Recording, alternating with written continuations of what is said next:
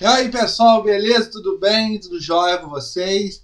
Vocês estão bem, pessoal? Beleza? Tudo bem, pessoal? Tudo jóia? Você deve estar perguntando que aula vai ser hoje, né? O que nós iremos discutir hoje? Tá aqui do lado, ó.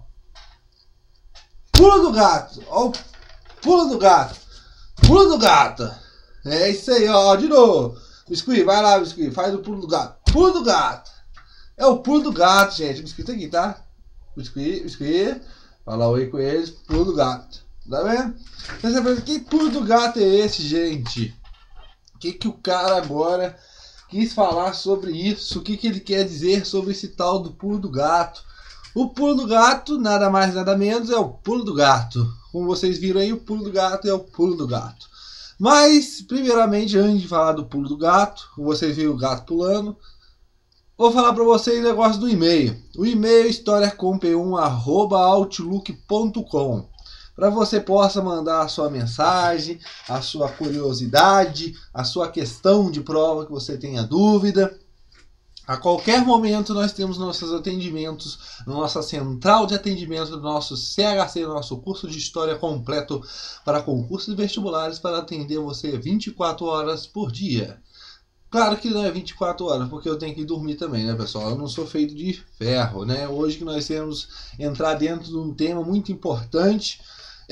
Nossa, é muito importante. Você já falou que temas importantes já atrás, já. Esse também é outro tema importante. Tema importante sim para a sua prova e também para o seu conhecimento também.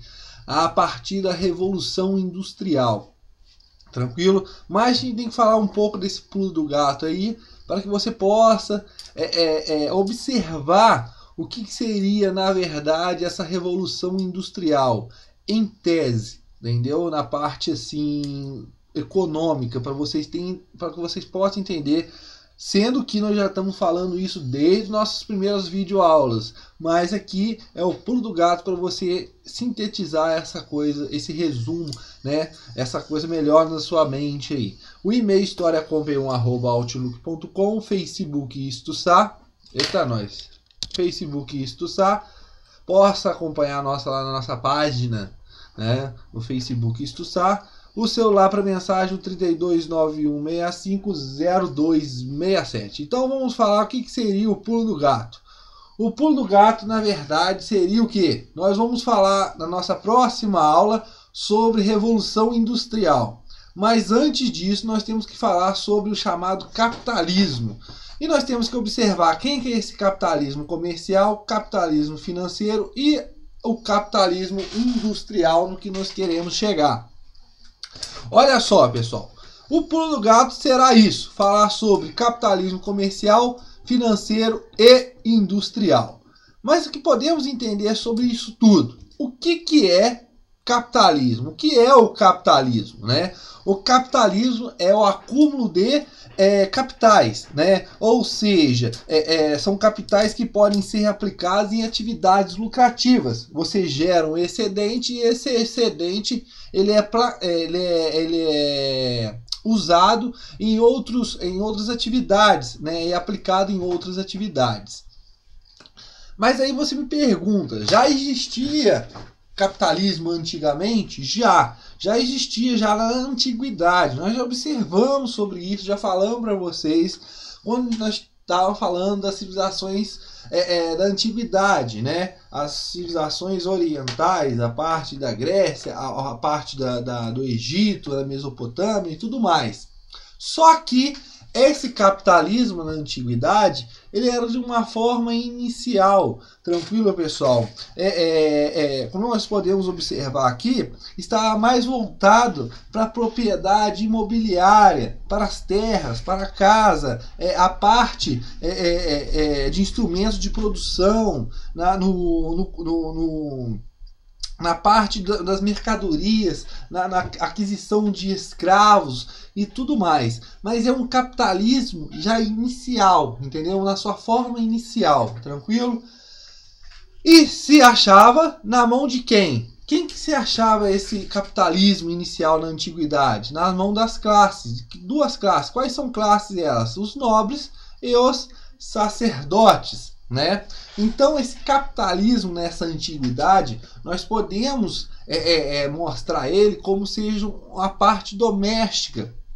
Você não tem, não existia uma grande indústria, como nós vamos ver mais na frente, mas sim uma atividade mais doméstica, voltado mais para as casas. Tranquilo? Um exemplo que nós podemos dizer é o Império Romano na Antiguidade, né?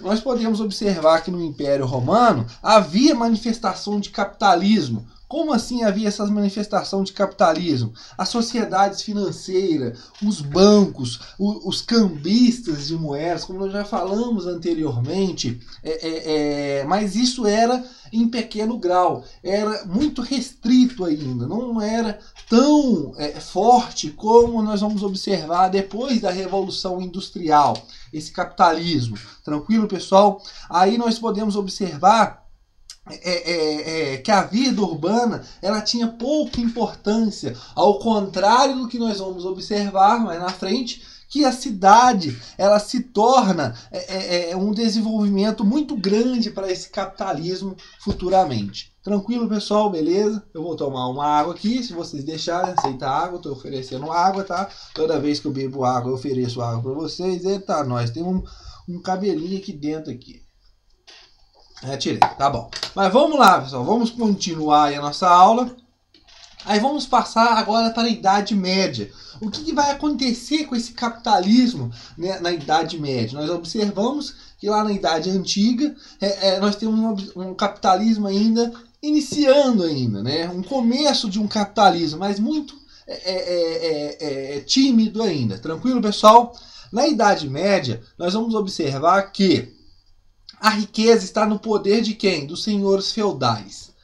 A riqueza está na posse de propriedade de terras, como nós já observamos. Idade Média, uma das características marcantes da Idade Média é a descentralização do poder, ou seja, na mão dos senhores feudais, e ainda mais uma economia voltada para a área rural e uma mente voltada mais a domínio da igreja. Tranquilo, pessoal? Beleza? Aí nós vamos observar que na Idade Média nós temos aqui as coisas da igreja. O que seriam essas coisas da igreja? Já expliquei para vocês já. A igreja condenava a parte do lucro. Você poderia produzir sim, mas o que você tiraria daquela produção seria o suficiente para que você não possa cometer o pecado. Tranquilo? Beleza, pessoal? Tranquilo? Tudo bem? Então, a igreja, certamente, ela era um entrave nessa parte do capitalismo. Ela não deixava o desenvolvimento desse lucro. Tranquilo, pessoal? Tranquilo? Tudo bem com vocês? Então, vamos continuar. Só que ela começa a ser realizada por pessoas que arrecadam impostos. Esses arrecadadores de impostos, seja da parte da igreja ou da parte de senhores, eles começam a acumular um pequeno capital, entendeu? Mas nós vamos observar que na Idade Média era pequenos lucros, não são lucros assim exorbitantes, né? Como você produzir uma coisa e você tentar ganhar um dinheiro a mais sobre aquilo. Eram lucros muito pequenos, tranquilo? Beleza, pessoal? Então nós observamos isso na Idade Média. Só que nós observamos que no final da Idade Média, através das guerras, né, e de entre outras coisas, e mais especificamente com o movimento das cruzadas, nós vamos observar o que? O chamado renascimento comercial, como nós já explicamos já em aulas anteriores. As cruzadas, elas vão ser o meio de abrir de novo as rotas comerciais que antes estavam extintas, mas não estavam extintas em totalidade. Por quê? Como eu já falei para vocês, existia sim um comércio local, um comércio regional e até mesmo um comércio internacional. Mas este internacional, para dar origem ao chamado capitalismo comercial, que nós vamos observar mais na frente, ele era feito em pequena quantidade, eram pequenas pessoas ricas, né, que começaram a comprar alguns produtos de luxo e tudo mais. Mas só que com as cruzadas nós vamos observar que ela vai reunir vários senhores feudais, né? Como nós já observamos, e com isso vai facilitar a subida de uma classe, né? Ele vai facilitar a subida de uma classe. Por quê? Nós observamos que no movimento das cruzadas, senhores feudais, óbvio, vão morrer e tudo mais. E com isso vai ter a ascensão de alguns servos, e esses servos eles vão subir de classe e vão viver nos chamados burgos. Quem seria esse pessoal, pessoal? Seriam os burgueses. Tranquilo, pessoal? Então é muito importante esse movimento das cruzadas, as guerras, entendeu? Como a gente fala, a Guerra dos 100 Anos, a Guerra das Duas Rosas. Todos esses movimentos, mas principalmente a cruzada, eles vão reabrir esse comércio, entendeu? E vão elevar, vão fazer a subida de uma nova classe, a burguesia. Tranquilo, pessoal? Tranquilo? Ok? Então vamos passar para a nossa próxima parte. E como que nós vamos observar? Esse capitalismo comercial é fruto de quê? É fruto da expansão do comércio internacional. Então, a partir dessas cruzadas, nós vamos observar que várias cidades, principalmente cidades da Itália, como Gênova, Veneza, eles vão ser grandes comerciantes. Eles vão ter uma importância muito econômica para esse capitalismo comercial. Tranquilo, pelas essas trocas, pelo esse comércio entre a Europa e a parte oriental. Tranquilo, pessoal? Beleza? Aí nós temos também a presença também dos Países Baixos. Mas nós vamos observar que através desse capitalismo comercial, nós teremos o quê? A acumulação de novo de capital. Tranquilo, pessoal? E o capitalismo, ele é o acúmulo de capital. E logo, quando eu tenho um acúmulo de capital, eu produzo um excedente. E esse excedente, logo, eu posso investir, posso aplicar em outras coisas para eu ter o lucro. Tranquilo, pessoal? Beleza?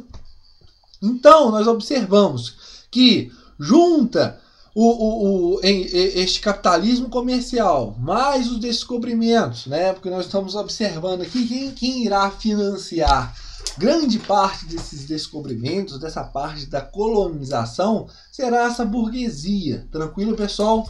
Mais o afluxo de mercadorias, metais preciosos, o desenvolvimento de bancos.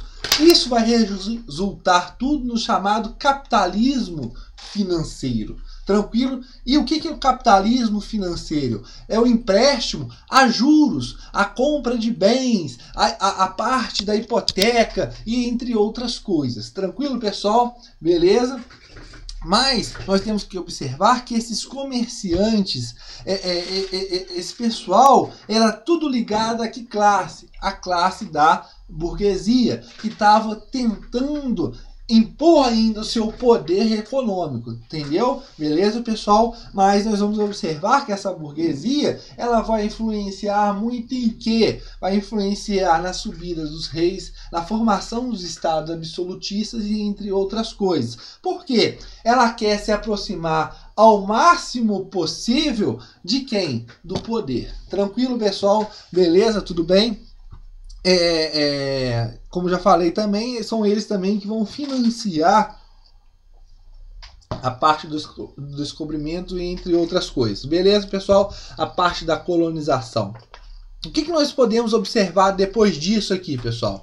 Nós vamos observar que surge o poderio econômico dessa burguesia. Eu não preciso muito explicar sobre isso, né, pessoal? Já falei muita coisa sobre isso já. Mas eles vão ganhar o domínio disso após o quê? A Revolução Francesa. Nós vamos observar isso quando nós estiver falando de Revolução Francesa. Mas, ao caminho de tudo isso, nós já observamos na Revolução Inglesa, a Revolução Gloriosa. Nós estamos observando que os burgueses estão começando a ter espaço, estão começando a ganhar espaço. para a iniciativa do livre comércio. As pessoas contra aquele chamado mercantilismo, né, pessoal? Mas o mercantilismo também vai ajudar muito também. Isso é história para outra hora. Mas, após a Revolução Francesa, nós vamos observar o quê? Que os burgueses eles vão ganhar muito poder ainda. Então vamos passar para a nossa próxima slide, né? Não pulei não. Então vamos lá. Esse capitalismo comercial mais esse capitalismo financeiro vai estimular a chamada Revolução Industrial. E nasce desse modo o chamado capitalismo industrial. Quando eu estiver falando de Revolução Industrial, pessoal, vocês vão entender perfeitamente o que eu estou falando. Mas o que eu quero dizer com isso aqui? Quando você tem muita procura, o que vai acontecer? Os meios que você tem, eles já não são suportados, eles não suportam mais a demanda. E com isso, nós vamos observar que a Revolução Industrial, ela vai ser um modo de você, o tanto mais, produzir e aumentar, assim, o seu capital. Tranquilo, pessoal? Beleza? E nasce o capitalismo industrial. A Revolução Industrial dá origem ao aparecimento de novas classes, novas duas classes. Quem seriam essas duas classes? A alta burguesia e o chamado proletariado, a massa, que nós vamos discutir mais na frente. Mas isso aqui é mais para vocês entenderem o que seria essa parte do capitalismo comercial, o capitalismo financeiro e o capitalismo industrial. Tranquilo, pessoal? Beleza? E o que nós temos com isso, pessoal? Esse capitalismo industrial, claro, ele reforçou mais ainda o capitalismo financeiro. Ele vai reforçar mais ainda outras coisas. Mas a característica desse capitalismo industrial, dessa revolução industrial, será o quê? O maquinismo. O que seria o maquinismo? A substituição de mão de obra humana por força de máquinas. Tranquilo? Nós vamos observar também que haverá várias revoltas, né? Algumas pessoas vão ficar indignadas porque vão achar ameaçadas, porque serão desempregadas, né? Verão pessoas desempregadas por causa que no local dela será posta uma máquina. Tranquilo? Mas o maquinismo é para isso, é para aumentar mais ainda a sua produção. A parte fabril, ou seja, o que é isso? A confecção, a parte industrial, ela vai sair do âmbito residencial para o âmbito das fábricas. Por quê? Porque uma máquina, pessoal, ela é muito volumosa, ela é grande, ela tem que ser operada por alguns trabalhadores, né? E tudo isso vai levar a construção a ser instaladas em locais mais apropriados de que seja dentro das casas. Tranquilo, pessoal? Ok? A produção em série, o que seria essa produção em série? Seria a produção de produtos iguais. Nós vamos observar que a grande alavancada da Revolução Industrial, né? Muita gente está ligada ao quê? A máquina a vapor. Mas nós temos que observar que os grandes inventos para a Revolução Industrial foi dentro da indústria têxtil, na produção do fio. Tranquilo, pessoal? Beleza? Mas isso quando a gente vai falando mais especificamente sobre a Revolução Industrial. Aqui é só o pulo do gato. Beleza? E a produção em grande escala. O que seria essa produção em grande escala? Ela seria produzir mais por causa da grande demanda, né? Quando nós vamos observar aquela relação entre metrópole e colônia, tranquilo, e o grande elevado aumento demográfico da população. Mas essa produção em escala, pessoal, ela vai favorecer muito ainda o comércio. Por causa de quê? Por causa, se eu produzo quanto mais, eu posso diminuir o preço. Por exemplo, se eu sou o dono de uma fábrica de sapatos e eu consigo produzir num dia 2 sapatos e eu gasto, por exemplo, 3 pessoas para produzir esses 2 sapatos, a venda desses sapatos, eles têm que ser o quê? Um preço mais elevado. Mas se eu consigo produzir mais durante o dia, eu posso diminuir esse preço. Então, consequentemente, eu posso aumentar o número de quê? De compradores. Ok, pessoal? Beleza? Tudo bem? Tudo jóia? Então vamos lá. O salário, o proletariado, quando ele vai ser pago, é para uma função dessa, tranquilo? Beleza? E nós vamos ver que vai se tender a chamado imperialismo econômico. Isso é muito importante. Por quê? O chamado imperialismo econômico, pessoal, nós vamos observar aqui que vai haver o domínio de países sobre determinadas regiões para fornecimento de matéria-prima e também para para escoar essa produção, ou seja, para você ter mercado consumidor. O imperialismo econômico, pessoal, será um dos grandes fatores que vai levar à chamada Primeira Guerra Mundial. Ah, eu pensei que era o assassinato do Arquiduque lá. Não, pessoal. Nós, como já falei para vocês, nós temos sempre alguma coisa, uma gota d'água que leva a alguma coisa. Mas nós temos que observar, para chegar a essa gota d'água, o que aconteceu, o que levou as pessoas a levar a Primeira Guerra Mundial.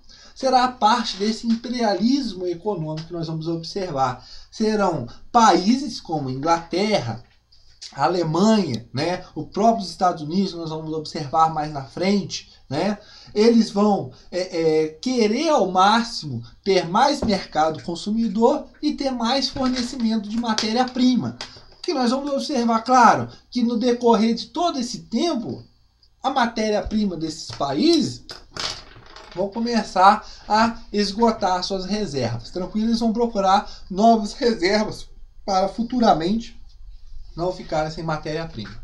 Tranquilo, pessoal? Então esse aí foi o chamado pulo do gato. Então, saiba, quando cair uma coisa dessa aí sobre capitalismo comercial, financeiro e industrial, lembra do biscuit pulando, o pulo do gato. Tranquilo, pessoal? Beleza? Então espero que vocês tenham entendido. Eu tinha que explicar esse capitalismo comercial, capitalismo financeiro e industrial para chegar à chamada Revolução Industrial. Tranquilo, pessoal? Beleza? Então espero que vocês tenham entendido e espero vocês na nossa próxima aula, que aí sim falaremos sobre Revolução Industrial. Um abraço, pessoal!